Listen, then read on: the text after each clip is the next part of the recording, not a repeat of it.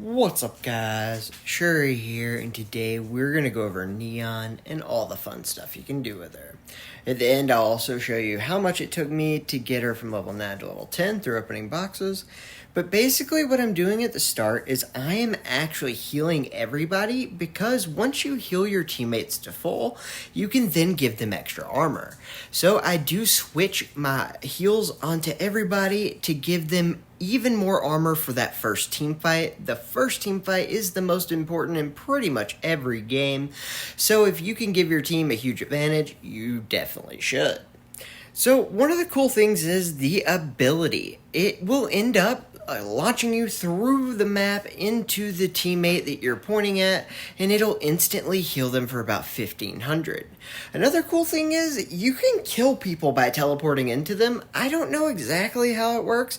I'm not sure if it's a thing where when you heal everyone on the other end, it also damages, or if I'm launching through people to kill them. I'm not totally sure, but it definitely says my teleport ability is killing people, so that's pretty cool. So basically, with this healer, it's pretty good, but you do need your teammates to help you out. But Neon does a lot of damage, and not only that, you do a ton of single target healing. Another cool thing is, whenever you leap to someone, it heals everyone around instantly for a ton, so you can actually keep people alive pretty easily, and then your ultimate actually keeps you and your teammate alive that you are healing, and you can even switch that even on the same ult. So if you use your ult and then you to have them switch to another guy, make sure that you switch your heals to them as well, and it'll also make them invincible. Right here, we're doing a really good job to just stay out of the line of fire. Remember, if they swap onto our teammate, we can always get into them by teleporting, but we can't always save ourselves, so you can always get people back up, and that's pretty much what we've been doing the whole game. We try to stay out of the line of fire of them, and then whenever they switch on to us, we try our best to be able to teleport. It kind of confuses the other team, and it gives your teammates instant heals, and then you can also teleport into Christina ults, because that's what I did.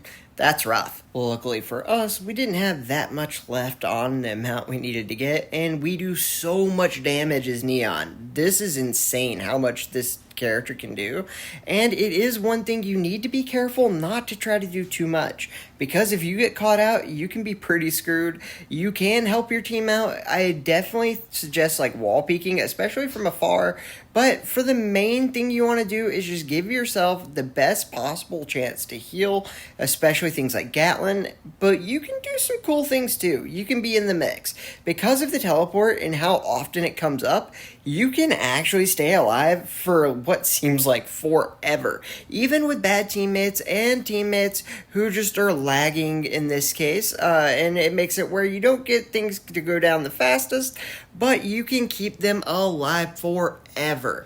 And all we're doing is we're just trying to basically lead people away to follow us, and then we can teleport through the walls. They can't, and then that makes it to where they're basically having to go the maximum amount of distance to get to us, and we're able to run on the other side, and they have to run the whole way to get back to us, kind of thing. And that's how we're staying alive here, is basically we're dragging them away. We'll do a nice teleport and then run the opposite way of where they could get to us, and that kind of keeps us in a really good spot. Right there, as soon as the Osus got to us, we were able to get out, and we're still alive here. I mean, we are in a great position because of it, and we are able to go ahead and just do a lot of damage, making sure that we get that Johnny Jet orb down, and then keep our teammates as healthy as possible. Right here, I realize how screwed I am, and I do finally go down. My teammates are doing a good job right here to keep the Gatlin good and whole, and then we're basically just waiting for the Jabali to get back to the Gat. We need to make sure we can keep the Gatlin up until the Jabali's in front of him,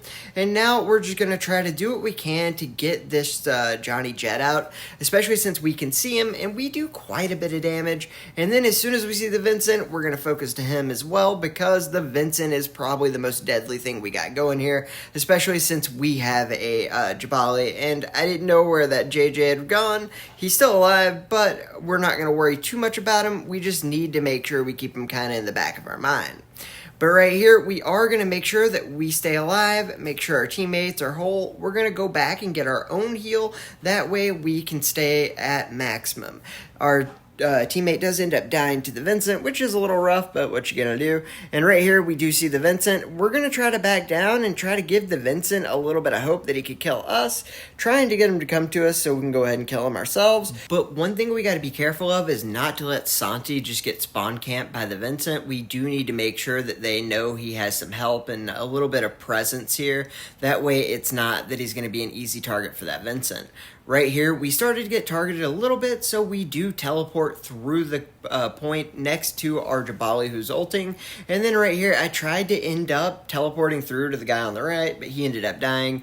And right here, we do have to wait for our teammates to get out. I'm going to go up and try to get these guys to come after me a little bit. And then we have our Gatling getting targeted. Luckily, we get right back on him, and we are able to just keep him alive for days. And then we kill the Vincent, so he's not going to be much of a problem. Sadly, our guy did die, and we were also low. But right here is where Neon is actually just insane. So we didn't have the damage to actually kill anybody because, I mean, our teammates just couldn't do it. But we still stayed alive forever because of a JJ that literally just sat on the point the whole time. He had like 50k damage, and then Santi said he's on 2 FPS. I mean, there's just no damage coming out. With a normal healer, you were absolutely screwed, especially since no one on their team died like the whole time. So this is just full out damage and all the time. And then you have Vincent just having free reign, and we were able to stay alive for basically the whole time just based off teleporting in and out. And I am able to stay alive like this when pretty much no other healer can do that because you can't heal yourself anymore. So being able to do that without any team support's actually kind of crazy, and I think Neon's the only one that can really do it. So right here, we are going to come up forward, teleporting through to help our teammates with the Gatlin, and then we are going to just do a little bit of wall peeking, and I'm telling you, the damage you can do on this hero is insane, and the amount of times I've killed a Gatlin on this is actually kind of crazy, but we are going to have a little bit of trouble. Luckily, our teammates are able to kill things in the beginning, and we are going to be able to just keep them up. Remember, we're switching between them. That way we have the maximum number of extra armors as possible, and so that's why we just keep switching it. Everybody on our team is going to have that extra armor now, so we are in the best position possible. When we see the Gatlin, we go to try to help. Sadly, there was a Gloria that flanked on the bridge, and our teammates just didn't notice, so it wasn't the greatest positioning, and we had to just basically get out of there at this point. So luckily, we were paying attention, so we got ourselves out of there. We did end up getting the heal, we teleport out, and we can reset with our team.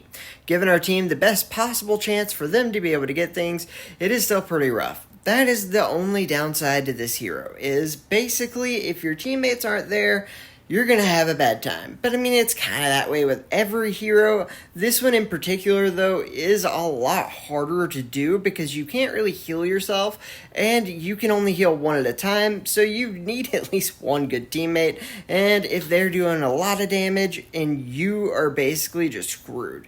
Because if they can get all the positioning on the map, it's really hard to be able to carry. Either way, it's not that bad though, because our teammates are able to come in here. We do have our ult up soon, and that's what's going to allow us to get through this. So our teammates are outclassed in every way here, but luckily we teleport through and we hit our ult to make sure that our teammate can live, and that's what allows us to break this setup. We can't shoot when our ult's up, but our teammate can, and he's still invincible. Giving him heals and making him invincible makes it to where he was able to take out all the people on the cart and break the setup entirely. I don't know that we could have done that without that invincibility thing. Breaking setups with this character is so easy because of it, and the ult's kind of up a lot. If you really think about it, I think it's pretty nice, and then the teleports are just so much fun, dude. Like, beyond the fact that it's good, it's just fun because you can teleport through walls, you can get behind people and kill them, you can end up getting to people who overextend, giving your team a lot more different like strategies and plays they can make, and the amount of damage you can do from range. I mean, this Gatlin was just getting just straight murdered from across the map. It was great. Right here, we are going to go make sure that our hunter is up and just try our best to keep all our guys up. It doesn't end up working the whole time, though. We are going to just end up trying to get everyone to go to that right side and chase us behind the pillar, and then we're going to teleport to the left side, and that's basically my whole idea here, is basically keep them focusing on me on one side, and then I'll teleport back over to my teammates, and that way our teammates are able to damage people without them shooting at us. I did run into the Gatlin there because of the Labula lamp, so I figured I was invincible. We could get him down. Didn't work out. Well, now we know. Right here, we are going to be able to heal a lot onto this Gloria, but he's trying to just stay out and try to kill the Gatlin. It is going to be rough. Luckily for us, our teammates do get here just in time, and then the Gatlin hits the ult. So rough. But we do hit our ult, and we are able to heal up on that hunter, and then keep our shell pretty good and alive here as well. The Gatlin went down to one shot, easy kill, and then when they focus me with the ult, I am able to get back and try to save our Labula. I wanted to go back to where that 5k heal was, but I wanted to also get to the Labula. We do end up switching at the end to an Osus, which ends up helping us get a kill or two, and then we end up winning, and then we get back to gold. But basically, with this hero, you can do a ton of damage, you can do a ton of healing, and the most important thing is, you can do so much cool stuff, man. Teleporting through walls, confusing the other team, like, it's just really nice. So, basically, the way I like to think of heals in this game is you have your direct heals, like an Iris, now Neon and Labula, and then you have your AoE heals of the Sindri. And so you kind of want to pair a Sindri with one of the direct heals. That way you have group heals, and then you have spot heals for when the burst damage comes in. This one with Sindri, I think, is probably going to be one of the best. Labula is really good as well for that burst damage, but this one is right up there with him, and with the added ability to be able to teleport through stuff and the damage, I really do like this healer, and better than Labula, you can do damage while healing at the same time, so it just ends up being a really fun hero, and I think it's probably the best combo. If you're going to run double healer, go Sindri and Neon. And if you guys want me to make like a full tutorial on this character, I can. It is a little bit harder to use with different comps and stuff. I am just waiting to kind of see how things go out and then find out what the best comps are with it for the other 4 characters, and then I'll make a video on that. But basically, teleporting through walls, doing tons of damage, and what we do in this game is so much fun. Like, the huge long-range damage, and that's what's so neat about this, is just the absolute beams you can put on people from so far away with this hero. It's just absolutely cool. And it is one thing you need to be careful of. You don't want to focus on damage. You are supplemental in that fact. Your whole job is to make sure that you are staying in good positioning and always kind of have in the back of your mind an out to where you can teleport to a teammate, get out of there. And you can really distract and basically being one of the most viable flank characters in the game, because you're healing your team and stuff, but you're able to flank with this hero pretty easily and get out of there in time, even with a Gatlin on you. And that is why most of the flanks are so terrible, is there's so many healers and then tanks and then you have Gatlin. It's all rough and you're just not doing that much damage. But with this one, you can kind of teleport, get out of there, support your teammates, and being a distraction that is really hard to actually understand where you are on the map because of the teleports. And then people are going to have to go for you because you're doing quite a bit of damage, and then you're also doing quite a bit of healing, making it really hard to kill things like the Gatlin. And then when they go for you, you can always teleport right out, and then you can even make you and your teammate invincible. I tried to do that there, that didn't work out. And we are basically trying to get this Osus. Even with all the lag in the world, we were able to get him low. And as soon as he pops this ult, I am getting out of here as fast as possible. I'm immediately looking for somebody to teleport to. And when I didn't see that, I do hit my ult, which makes me invincible and actually allows me to keep it on our side for the hill. And that gives us the win. And I don't know, I liked it a lot. We got to level 9, and it took 13 brown boxes, 20 silver boxes, and 12 mega boxes to finally be able to get the passive. The passive will end up giving you an extra 30% speed boost whenever you are using your connector thing to heal people, and it honestly ends up being really nice because it allows you to kind of get ahead to people, catch up, and more importantly, be able to get the heck out of there. So now you know the amount you're going to need or about to be able to go ahead, pay, and get a little bit of an advantage. Just like the little bit you have to pay Jordy to get an advantage in the YouTube algorithm. He can make it to where you have the best thumbnails in the game for not just T3, but anything you need him for. And he does an absolute great job. He's always on time with great prices, and he can work with morons, even like me. Alright guys, I hope you've enjoyed this, and I hope you all have a great day.